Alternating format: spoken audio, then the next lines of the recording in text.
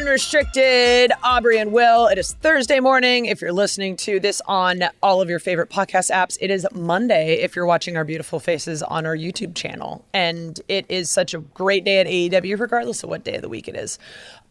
Speaking of which, Will, you've been at the company now long enough. I want to ask you this question. So what airline do you fly normally? Are you like Typically a Delta guy? Or I'm usually United.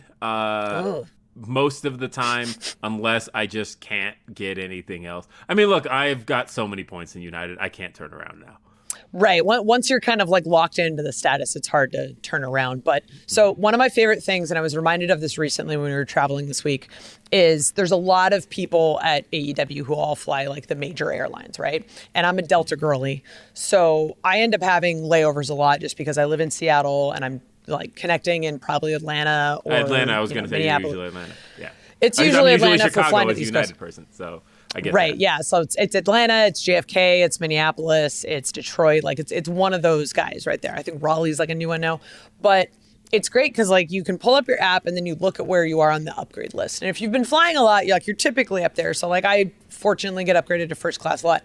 But then on that second flight, wherever you are in your layover, you'll open the app and you're like number 30 on the upgrade list. And you're starting to look at the names of like, okay, well, this is Austin, this is Colton, this is Dustin, this is and you're just finding out all of these people that are like, oh no, all of my coworkers are on this flight and they're all like 3 million milers, 4 million milers, all this stuff. And there was this moment whenever we're flying into small airports, they always tell you, okay, we're going to start boarding. They start the pre-boarding. They do, service people. And then they say, whatever the top tier status is. We're only boarding that status right now. And literally everybody in the gate stands up because it's all AEW people. And you see this panic on the airport staff's face because all of a sudden they're like, no, we're only boarding Diamond right now. And everyone just collectively says, we know. And we're all getting on the plane. Everyone's like, the people that aren't Diamond are getting along with the other people. And you're trying to get everybody on the plane at once. And I'm like, at what point do we just charter jets? Like, yeah, that's essentially where it has to go. I mean, I love those times where, it is one of those, like we're traveling to a small airport kind of things. And everybody on the flight is an AEW person. Everybody. The one I had recently, because it was the other way around, where we traveled to Phoenix, and it was the week of the Waste Management golf tournament which also happened in Phoenix. And so, oh my God. And so I board the plane, right? And it was like I just bought this new shirt from H&M. And shout out to Mike Verga, who also is my fellow H&M shopper. But I love Mike Verga. He's great. Yeah. And so that's like our common bond is that we get our clothes at H&M. But anyway, I just got this new shirt from H&M and it was kind of a golfy looking shirt, right? And so I board the plane and I looked around and this was like the first time in a while that I hadn't seen any AEW people. And I was like, oh, that's interesting. And then I realized everybody here is in like a golf shirt. Wonder what that's about. And then everybody starts trying to talk to me about golf. And then somebody's like, hey, you here for Waste Management? And I'm thinking like, garbage company? Yeah, I'm like the garbage company? No, not at all. And they're like, oh man. And then they start talking about golf and all that. And I'm like, this is like something I feel like I need to like Google, but then pretend like I knew about. So I like pull my phone up and act like I'm like texting somebody. You poser. Yeah, and I'm like, waste management, golf, because these are obviously two things that go hand in hand. And like everybody's like, they just start talking about it. And I realized, oh, this is like a big thing in Phoenix. Long story short, I got like 10 of those people to buy Dynamite tickets that night because I'm like, no, I'm actually not headed there. I'm actually headed there for AEW Dynamite. We've got a show live tonight. Phoenix, Arizona. It's at the Footprint Center. I think you should be there. We've got some cool matches. Swerve versus Hangman. And Sting and Darby are challenging for the tag titles. And they're like, wait, Sting? I grew up with Sting. I need to see Sting. And so that's my airport story is like, I always manage to find a way to sell our product to somebody. And like, if you're traveling to the city we're traveling to, and usually people are looking for things to do, I will get you in the building. And Got a pretty good suggestion. yeah, like, hey, have you considered coming to see some All Elite Wrestling? So just know if you run into me at an airport, that's probably how that's going to go. But hey, Aubrey. Yes. This is going to be a dope show. I am confident this is going to be a great show because my guest on the show, one of my favorite people. Who do we got here? We are joined today by, and this is not an hyperbole, one of the funniest people I know. Wait, what? I love it. I love hearing that. I love it because every time we say like, oh, you're so funny, you're like, oh, I'm funny. It's like, are you freaking kidding me? You showed up with a knife on TV. Like, oh my and God. A spoon officially. Yeah. Yes. Yeah, the spoon. Right. Oh my, I died. Anyway, we've got Harley Cameron here today. She is a wrestler, an actress, a freaking comedian.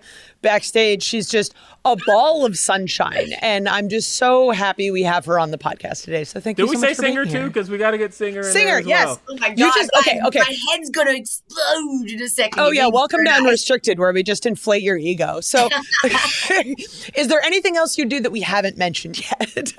Oh gosh. I mean, honestly, no, I think you gave me too much credit. I appreciate it. Too much credit. Not possible. Not possible. So I want to know, like, how did your AEW, how were we blessed with you? How did your AEW journey come to be? Oh my gosh, I love you guys. It's funny, it all kind of happened so quickly, which I'm so grateful for. It's definitely been a long journey, but realistically, in the grand scheme of things, I've just been very lucky because I know that I got things a lot quicker than most people did, especially with the amount of time that I've been in the business. I'm very, very thankful to be here.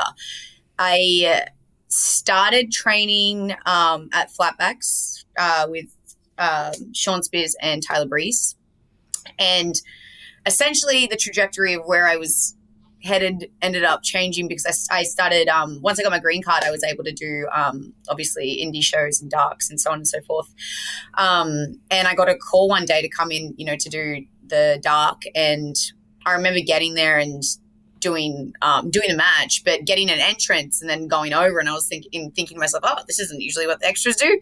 And obviously that kind of took me back a little bit. And I was thinking, what's going on? And then I was asked to cut some promos, and then before I knew it, I was in communications with a few people, and the main person being QT at the time, and they just said that they had a specific concept that was coming up that they think that I'd be perfect for, and I was really, really taken back by it because I didn't ever think with the level of experience that I'd had in wrestling compared to a lot of people who've been in the business with other companies such as that it was going to be an opportunity I was given, but it really happened really quickly. And yeah, the rest is history. Now you're stuck with me. and I think that's great. I think that when you came in and QTV kind of got started, and that was where a lot of people got exposed to you very quickly. And it felt like, I think when we talk about the comedic side of things, I think that's where people kind of got exposed to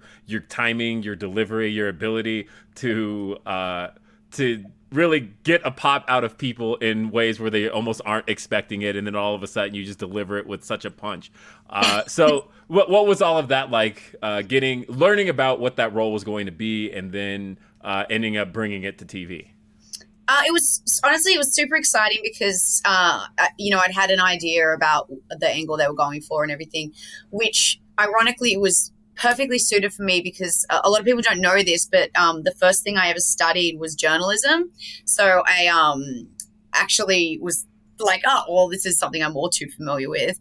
And then obviously knowing that they were going for a comedic spin on everything, I was like, oh, wow, this is just so cool because obviously, a lot of people go in to our company with the identity that they've created for themselves, on the independence and whatever. But it was very cool being given a direction and going, hey, this is what we're looking for. Can you, deliver this particular character? And like, I reinvented myself for the company's angle, obviously, but it just fit perfectly to everything that I naturally enjoyed doing. So it was really cool. And the boys were great. I love working with them. We had so much fun every week. Like, we were just laughing every week. It was a really great start for me, and I'm just so thankful. And so there's a lot I want to talk about from that particular time period because, again, we talk about how this kind of exposed you to the AEW audience in a lot of ways, and for better or worse, because again, we talk about the comedic timing and the comedic delivery, and that's really when QTV got to tie it up with the Acclaimed. And, oh my God, good. I'm so happy that you went here.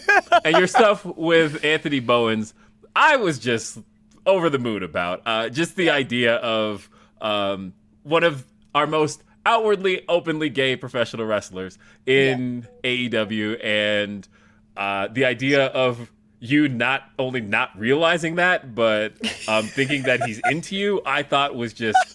some of the when that was pitched initially creatively, I fell out laughing just at the absurdity of it, and knowing that if there's anybody we could trust to deliver that, it would be you. Oh, it was honestly so fun, and everyone involved in that was just so wonderful.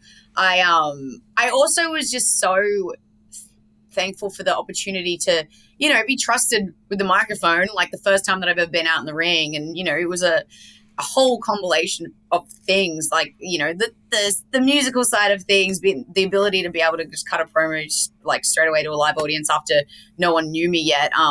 So I definitely was excited and nervous at the same time to do. It was a pretty big segment for my first thing, but it was just awesome. And I really love what the way that we got to not only be comedic and have fun with it, but it also was just like a really important and cool thing. Having that moment and seeing like the entire audience just get behind and chant, he is gay, like in such a positive, like. I will never forget that. Off the top of my head, June 21st, Chicago, Illinois. Mm-hmm. And that, of course, it aired June 23rd on Rampage, if I remember correctly. But that moment with that Chicago crowd. It was very cool. Yeah. I mean, I guess I have to ask, in that moment, how did that feel? Because they were not letting you get a single solitary sound out of your mouth. Yeah. Do you know what, though? As a heel, like, it was a dream come true, because I was just like, oh my gosh, you couldn't ask for a better reaction. Like to have no ability to even speak. And it was really good to have that challenge for myself also too, to keep composure. I just love the whole thing. And also a lot of people don't know this, but Billy is actually, he was someone who first ever trained me with the boys. So I have a lot of respect for Billy, and I look up to him so much. And he was so helpful, and I just remember like having that moment in the ring, and I was like, very like overwhelmed, because I don't think any of us expected the audience to go that crazy over the segment. And I just remember him looking at me in the eyes, and he was like, in his eyes, he was like, breathe, you got this kind of thing. Like it was very cool, and it was nice because it was kind of a full circle moment for me, because he saw me when I first ever started training, and God, when I remember back to my first days, like he was like, oh my gosh, is this kid gonna ever make it, kind of thing. And now I'm That's in a the very ring Billy with comment. him. It was just very cool in all aspects. It was a very special moment. I look back very fondly on it. I love that too, because around that time we also introduced you as a singer to the AEW audience. Like there was this awesome music video that we had put together, and you're rapping. Like how does that part of your person and that part of your training as a performer, how did that sort of come into play with all of the stuff going on with QTV? So I think it's funny because it went on like a different tangent to what was obviously ever initially outlined, but I've been a professional musician for most of my life, and it's that thankfully the coolest thing is I have that experience with stadiums and arenas and performing live and whatever and such. But it also is something when we have so much creative freedom in our company, and it's really a place where I feel that if you have a skill or an interest or something that you can cross over into our world of entertainment, because what we do is entertain, make people feel things. I always said to myself, I hope there's a way that I can mix the worlds together somehow. And obviously the Acclaimed are so amazing what they do. They're so entertaining and amazing to watch. And when we knew we were going into a storyline with them, I was like, oh, I'm somewhat of a rapper myself, And we were in catering one day, and I was like, maybe I'll write a rap, like a rap battle kind of thing, to do it. And it was honestly as quick as I wrote it. I showed some people, and I very much was like, okay, we're in a company where if you put the work in and you've got the ideas and you put the effort in, then things can happen.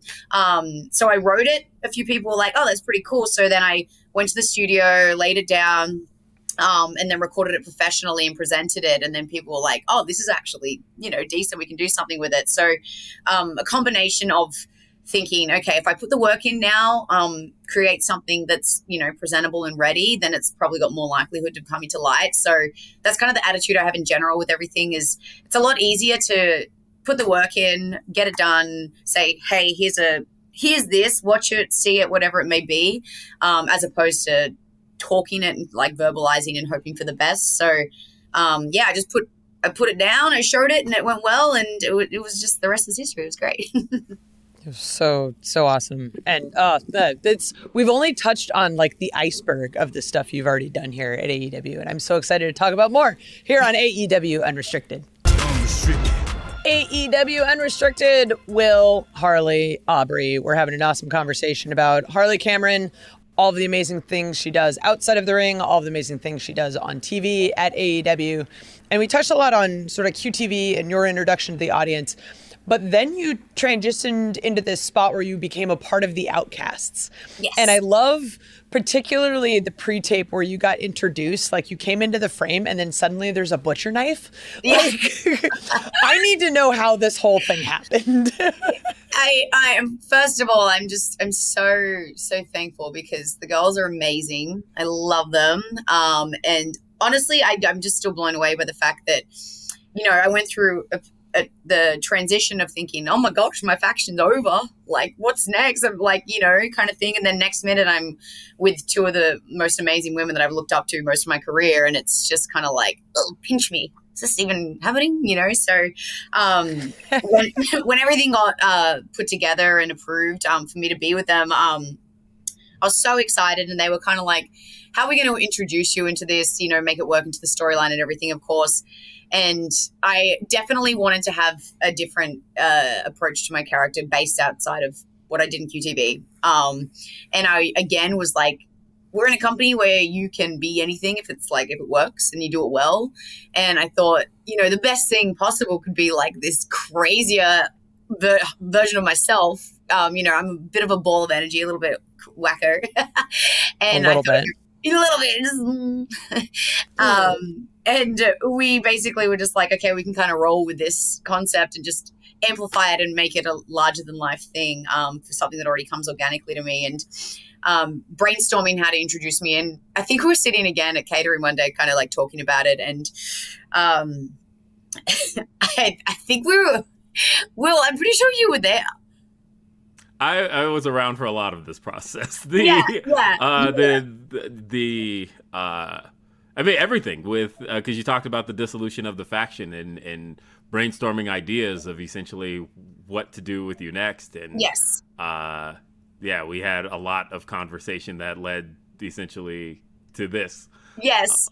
I'm pretty sure I was sitting at the table. I think I remember like eating like some chicken, and I remember having like the knife in my hand, and I was like, they were talking about how like, obviously Saraya was like getting me to like infiltrate the system with like Ruby and Jeff and whatever, and like, be like, she's, hiring me to like, do all this stuff and whatever. And she was like, yeah, and you can be like, what you got to do next. And then I'm pretty sure it started with me, like I had like a breadstick, and I was like, yeah, I should be like, and snap the breadstick. And then I was like, no, it's too vicious. And then we had I had a butter knife next to me. And I was like, what if I was like, yeah, pull out this knife? And they were like, what the heck, fuck it, that works. And literally, you went to catering and went and got one of the knives out of catering. I know. I walked in with it, and everyone was like, "What the hell's happening?" The guys at catering are so nice, though. I was like, "Have you guys got a knife, like a big one, bigger than this butter knife?" And they gave me this gigantic butcher's knife, and I was like, "Oh, yeah, I can work with that." Yeah. I wrapped it in sellotape though to be safe, just to be There we go. Right. The what you have witnessed already with the old knifey-spoony was none other than the brilliant creation of Mr. Will Washington. He was like, All right, look, I'm gonna tell. I'll be completely honest about this. About 90% of my knowledge of Australia is from that one episode of The Simpsons. well, It's an entire parody of Australia. And I mean, like, I think a lot about the line where you know, Bart does the prank call and dude is like super offended and he's like, this is a travesty. I'm gonna tell me local member of parliament. Yeah. Hey Gus, you won't believe this. And like and he's like, oh, we gotta take this all the way to the prime minister. Yeah. Hey Andy. Yeah. And like that whole bit, like all of it, that there's just so much I think about, right? And the moment you had said knife, but you said it with your accent, of course, and so I keep hearing knife like the way the guy said it on that episode of Simpsons, which it was the parody of Crocodile Dundee, right? Where he's like, you call that a knife? This is a knife. And you kept saying it. And this just kept replaying in my head. And I'm like, I have to do something with this on TV. This has to happen. And so the moment it happened, I literally pulled you aside and I'm like, we've got to do knifey-spoony on TV. And I knew exactly what you meant straight away. Yeah, and the funny thing is, nobody else did. No, Saraya was like, what the hell is knifey-spoony? And you and me are just like giggling to ourselves of like, yeah, we're going to get knifey-spoony on TV. Yes, well, I would like to directly look in the camera. Wait, there's... The brilliance of that came from Will Washington. That is his full credit to him. Knifey-spoony is his baby. I literally brought the spoon from my house. Oh yeah, I know. It was okay. And let's discuss the spoon situation. It was a ladle. I was expecting it was not a spoon. And you whip out this pasta ladle. Okay. So here's the thing. On TV, on screen, like. I was like, okay, keep in mind, the first knife bit happened on the December 28th episode of Dynamite. And we didn't do knifey-spoony till the February 16th episode of Rampage. So we're talking like 2 months went by. It was timed out, yes. Yeah, and in those 2 months, I had been thinking like, okay, is this knifey-spoony day? Is this knifey-spoony day? And I remember as we were traveling to Austin, Texas, right as I'm packing all my stuff up for work, I'm like, this is knifey-spoony day. Yeah. We are going to get knifey-spoony on TV today. There's no other day this is going to happen. And I start opening my drawers because I'm like, I cannot count on there being a spoon at TV. And I start opening my drawers and I find like a regular size spoon. And I'm like, you know what? It needs to be like almost comical. Like it needs to be like cartoonishly comical. Like it needs to be super large. And so that's when I like open another drawer and I find like the freaking pasta ladle. And I'm like, okay, this is big enough for it to be as comedically large as it needs to be. And when I threw it in my bed. At work, I died. I was like, oh. That's and then I had some other stuff happen at work that day. And so like you had given it back to me and I had been like kind of nervously like kind of holding it and I snapped it, right? I know when you said you snapped it. Wait, why did you snap it? Yeah, it was literally just like, you never like out of a nervous habit, you're like playing with stuff. And like, I had just been like kind of, I've been fidgeting around with it in my hand and all of a sudden it snapped. And I go, oh crap, I got to explain this to my wife at home that I pulled one of our kitchen utensils. Forget the promo. Yeah. The promo had already been done. So it was like, at least we got it done for the promo. Okay, good. But now I have to explain that I took a kitchen utensil to work. Pass the night for you, mate. You're gonna have to. Yeah, and not only did I take it to work to use on TV, but I snapped it in the process, and So there it is. Who knows? Might sell it on eBay now because it's. You should. It's hit things. You know what I'm saying? Might be worth a little bit of money. I just watched this thing and I am dying when I saw it. And if you're listening to this podcast and you haven't seen it, like go online, watch, like go to the AEW YouTube channel, find the episode of TV, and it is just hilarious. Like I mean, the best comedic part timing. was having to explain this to Saraya, who had never seen this episode of The Simpsons, didn't know the entire concept of anything, and I'm like, okay, just trust me on this one. It's gonna work. You just have to trust me. And you knew, like you knew the moment I said it, and so that was all great. But honestly, just working with you guys all together, and it was one of those things that when the original pitch happened, I want to say it was like November-ish. That was where the original pitch of you with the Outcasts came together, and it was just something that. The moment it was said, just visually, we knew this was it. Mm-hmm. This was going to work on TV. We knew that you guys looked the part together, and the role of you being kind of their insane friend. You're the rescue, and the rescue.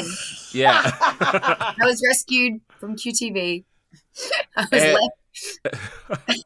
But just the idea of it, I think has worked out so well. You biting Stokely's hand, like all of that. Oh my God! There's all these things I keep forgetting that happened, and then I'm being reminded of during the course of this podcast. And I'm just like, oh my God, that was hilarious. That was hilarious. Like this whole, like your involvement in this was just so freaking good.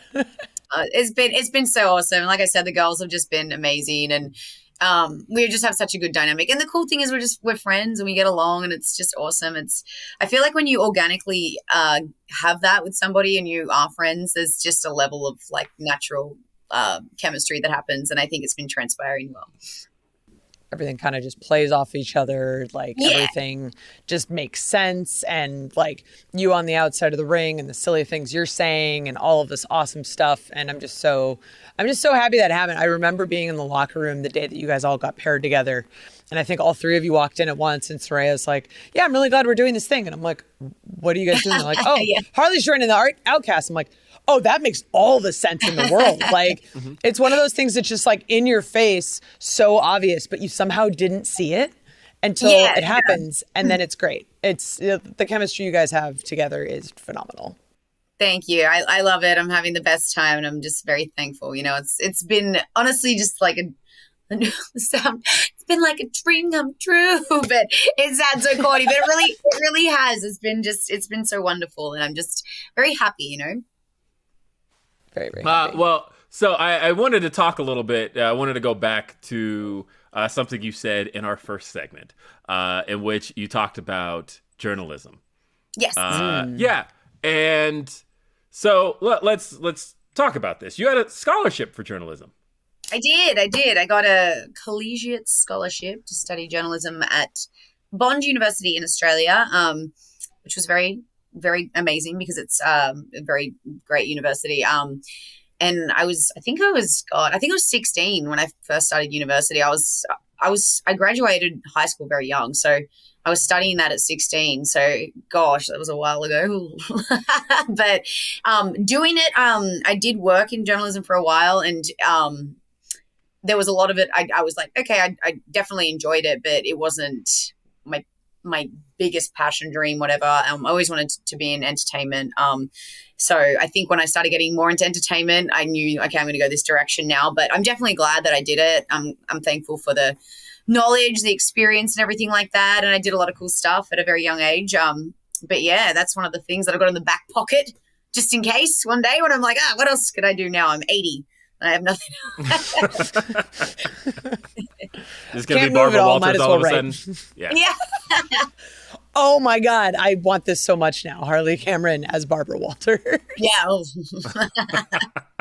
Well, Well, I got to Oh, God. relive it in QTV. You know, I got to be a journalist again for a little bit, which was nice. You did.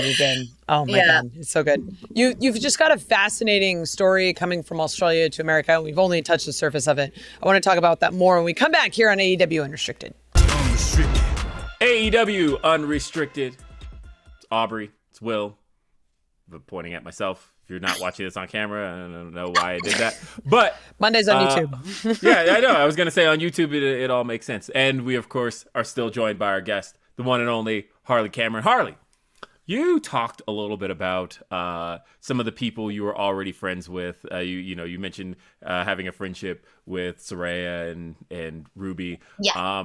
But you've also had a number of friends just all throughout professional wrestling. I mean, you and Mariah getting to work together, I think. When I talk about two of the funniest people I know, and Oh my God. and a lot of times when I'm just eating lunch with you guys and I'm like having to play it straight because both of you crack me up so much. But so of course she's been here pretty much for the last few months now. How's it been having Mariah around? Oh, I'm so happy she's here. It's actually, a lot of people don't know this, but we have like a full circle friendship moment like that has come together. So obviously she's one of my best friends in the entire world, probably my best friend. And we actually met at WrestleCon 2 years ago, and this was before she'd gone to Japan, and I had one match. I had one match. So funnily enough, actually, the end of next month, I've been wrestling for 2 years. That's how quickly all this happened for me. I literally just had my first match against Scarlett Bordeaux, and I was already just like out there doing signings and just doing whatever I could, you know, obviously trying to build my brand, build my name, but I was at the very beginning of my career. I met her at, I think it was I'm sure it was WrestleCon. So we met there, and I was like, oh my God, who's this pretty girl? And he goes, hello to this beautiful woman.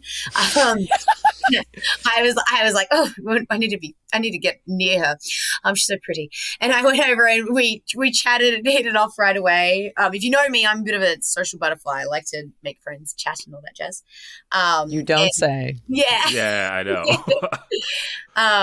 And so we met and we hit it off straight away, and we kind of hung out a little bit that weekend and kind of shared stories about like our goals and aspirations. And neither of us at the time had the ability to work in America like properly. Like we were like, I was doing stuff for free. She was doing stuff for free because we didn't have like the ability to do so. So we had to volunteer a lot. And we hit it off, and I was doing a few months after this a modeling event in Canada, and they needed some more girls, and I just instantly, you know, thought of her, and I was like, oh, I've got the perfect girl. She's gorgeous. Good friend of mine. She came over to Canada, and we did this modeling event there for a while together, and just got even closer, and you know, had stayed in touch this entire time. And I remember we were actually like, just one night we were having dinner and like spent the day together, and we were like, let's manifest that, you know, like we're going to be working in America, we're going to be signed, we're going to be together, and we're going to like start a tag team. And we just at that moment like jotted all these like goals and stuff down we had, and then she went, you know, her way and I went my way and started getting out of the indies here in America. My green card finally came through, thanks to the other company, and I got to start, you know, getting out there and actually like wrestling and working and stuff. And she was killing it in Japan. And then you know, before I knew it, I got a contract offer, and then she got offered, and we very often just sit and like reflect on how special that is for us, because we made what we said we wanted to have happen. And we were like, oh my gosh, it's just like crazy, like to think where we were and in the short period of time where we've like come now. And now I get to be at work with my best friend every day, and it's very special. It's so great. And seeing the two of you together is just always so funny. And like the comments on each other's social posts, I'm very proud of her. She's a good one. She's a very talented, special person in my life, and I'm very proud to, you know, be working with her. And we actually were gonna tag, and it never came to fruition because of just some external stuff.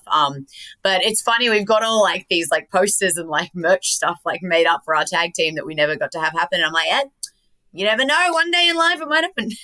We're here now. So very cool to have her here. Well, I wanted to ask you about two of your other friends, because one of the first places that wrestling fans kind of got exposed to you musically Yes. was the theme song for The Inspiration. Uh, Yes. Cass and Jess, love them. yeah. So, how all of it? How did that friendship come to be, and how did that theme song opportunity come? Yes. So as I said earlier, Shawn Spears is my coach, and trained me, and I met Cassie, through him. Obviously I knew of them through, wrestling, and everyone knew who they were, done amazing things in their careers. But through the course of training, I became very close friends, obviously with Spears and Breeze as my coaches, and then Cassie would come in quite often, and then we just hit it off and clicked. Us Australians too, we get along pretty well. But she's also just become one of my best friends now. Both of them have. And I think they knew me on a personal level, and the fact that I composed music and everything as such. I'd released a song recently, I think maybe like a year ago, with Scarlett and Shotzi, and we put that out, and I knew that they were aware of that, and then they knew about like all the performance stuff I was doing musically in America. And when they were going to reinvent themselves and debut again at Impact, they were like, hey, we're looking for a new theme song, can you write it for us? And I was like, oh yeah, 100%. And the inspiration came together, and I was like, what do you want it to sound like? And they were like, okay, we want it to be like Christina Aguilera meets Britney Spears, like old school. Oh, that's perfect for you. Yeah. And I was like, hell yeah. So it was really fun, and I actually love that song. It's one of my favorite songs I've written.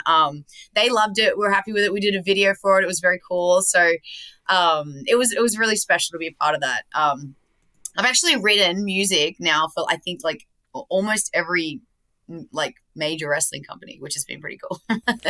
Ooh, that's a nice little checkbox on the resume. Right? I actually didn't know this. No, go ahead. No.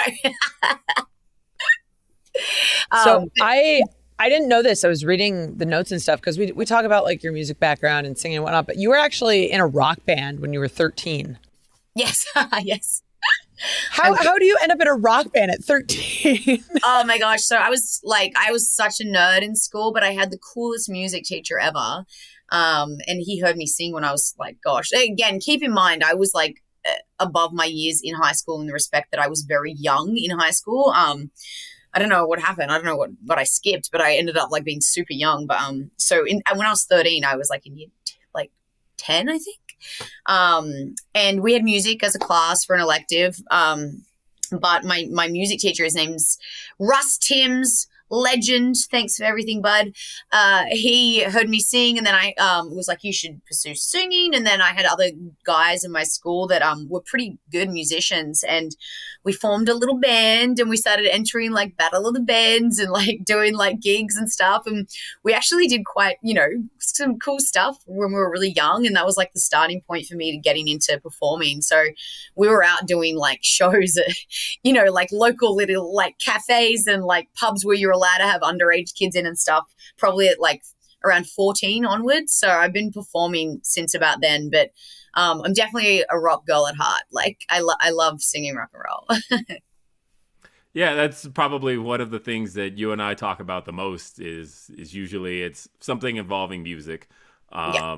As a matter of fact, the first text from you I have in my phone is just the word Mariah Carey, and I don't remember why, but it's literally, if I scroll all the way to the top, it's just you texting me her Mariah name. Carey. So Yeah. do you know what I remember? So I feel like you and I hadn't conversed as like much, and then I posted I think I posted a thing on Twitter, which I don't even know. I need to get better at Twitter, okay? I don't understand it. It's not big in Australia, so I need to figure it out. So anyway, I think I posted on Twitter, I was singing Dream On, and I hit the whistle tones. That's what it was. Uh-huh. Yes. And then we spoke, because you were like, you can whistle like Mariah. And I was like, oh, yeah. Like, I was like, and then we kind of like started talking about Mariah Carey and everything. And then I think that like our friendship like kind of developed from there, because I was like, you're a Mariah Carey fan. And then you were like, look at my t-shirt.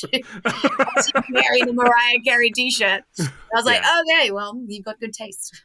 Yeah. I think I remember the first conversation you and I ever had. It was one of the most unfortunate parts of being in pro wrestling, where it was one of the airport vultures had hit you and had you sign a bunch of stuff. Yes.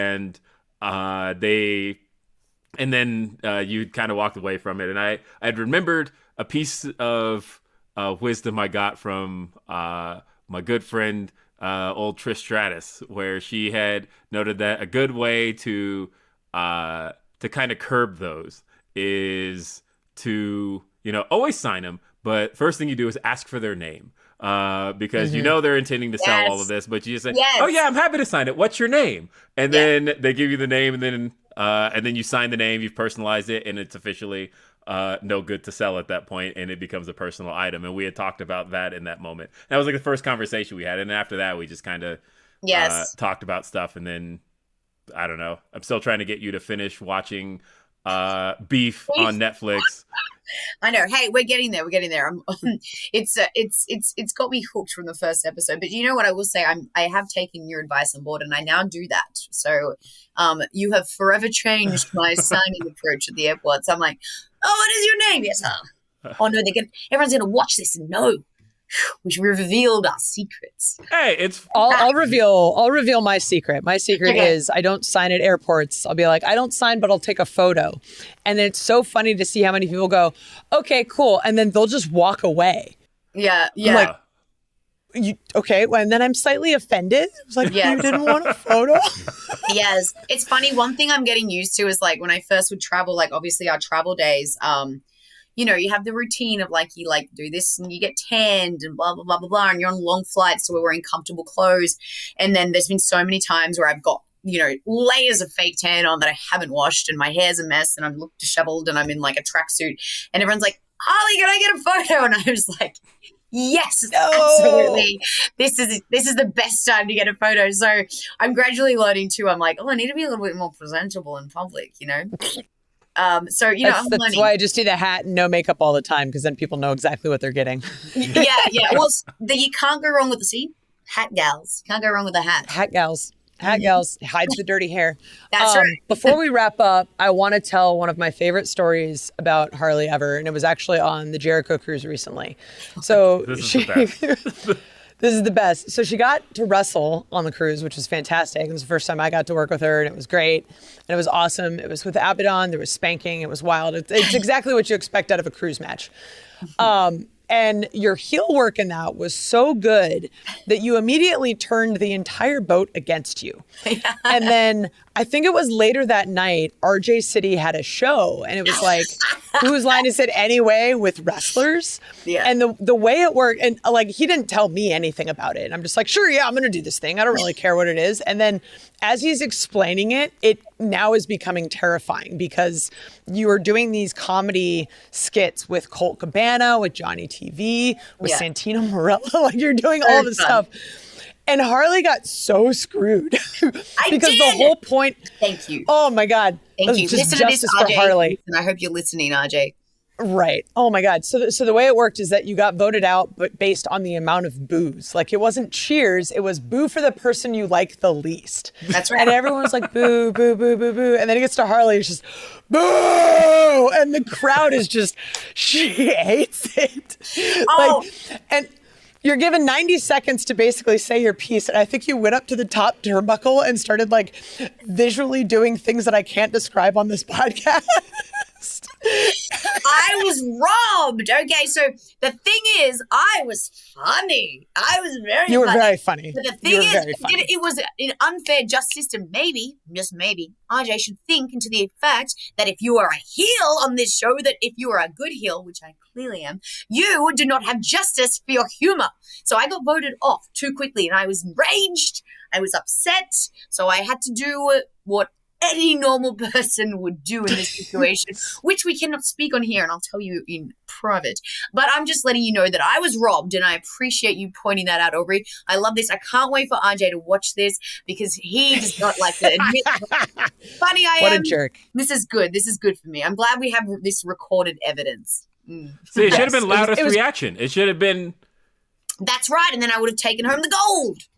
but we can't always have things go our way, you know. But you know what? It was very fun, and his show was actually so great, and he's very talented, and it was wonderful, and I was happy to be a part of it. But you know, I did my part. I got off. There's no such thing as small parts, just small actors, and I made it the most of the little time I had, and I deserve to be there.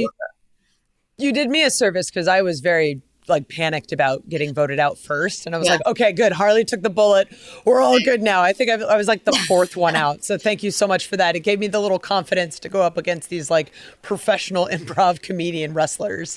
It was just, oh my God, it was one of those moments. I'm so glad a lot of that stuff isn't recorded because it was real bad. I know. I mean, I'm sure the footage will get out one day. Boy. Did I do that? Oops.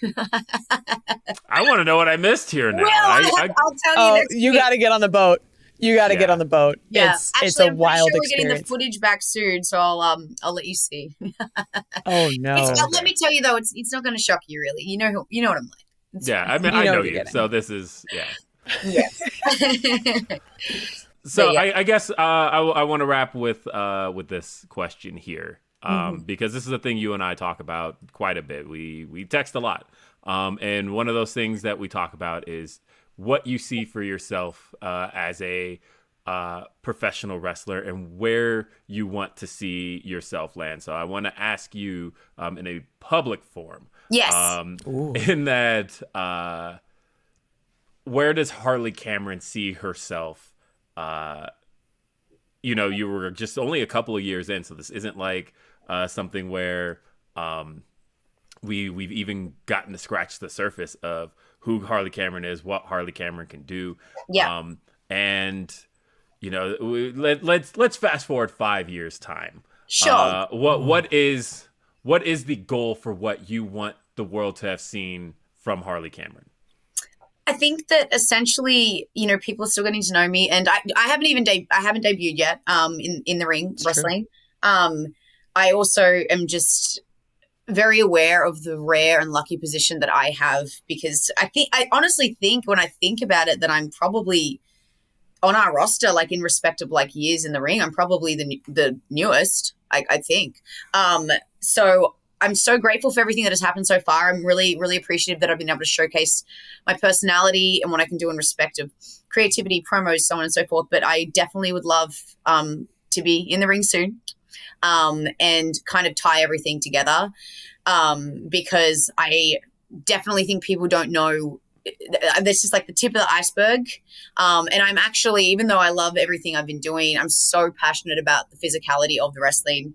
Every day I'm home, I'm in the ring. I train every single day that I'm home, and I'm really excited for that opportunity. Everyone's got a different journey and a different path, and, you know, some people want the belts and some people want this and that. I just want to leave an impression, be remembered, and make people feel something, because I think at the end of the day, that's like the ultimate goal, is to be remembered, and whatever Tony decides my role is in the company to do so, I'm going to go 100% with it. But I definitely would love to, you know, show the world everything I can do. So everything's been going great so far. And I hope that 5 years from now that I can look back and be like, I did everything that I wanted to achieve, which is, you know, the whole grand scheme of things. I want to be in every aspect, in the ring, on the mic, just making people feel something. And I'm lucky because I'm with AEW and I get the chance to do that. So fingers crossed that everything just keeps going as good as it's been going. I have a feeling it will, just purely because you're the kind of person that when you want something, you put the work in, you show the effort. Like even just your story about the music video, like, oh, I'm going to record this thing. I'm just going to make this happen for myself. Like you are the epitome of hustler. And you do it with grace and positivity. And I feel like that has to be rewarded in some fashion. So I'm so excited that I get to be a part of your journey and I get to see it and get to see all of the success that you're experiencing and you will experience. And I thank you for being here today. Thank you, guys. I appreciate both of you. I appreciate all of you. Our company rocks. I love being with AEW. Everyone's awesome. And I'm just excited for what the future holds. It's just the beginning. Just the beginning. Just the beginning. Yeah. There's so much AEW on TV all over the place. You can watch Dynamite Wednesdays on TBS. You can watch Rampage Fridays on TNT. You can watch Collision on Saturdays on TNT. And you can watch ROH. Watch ROH Honor Club Thursdays. Yeah, do it. What's up? And then you might see Harley with, just kitchen utensils all over the place. That's right. I mean, what's next? A spatula, maybe. We'll get creative. We'll see. We'll get like a whisk in there or before something. I leave next. Yeah. Yes. I'll make sure to pack And the spatula. don't break it this time, Will. Don't break it this time. Yeah. No, my wife told me I owe her a whole new set, so that's what I have to do now. Hey, there you go. That's all it takes. That's all it takes. I'm Aubrey Edwards, along with Will Washington and our special guest, Harley Cameron. Thank you so much for listening to AEW Unrestricted. Thanks for having me, guys. Love yous. Mwah.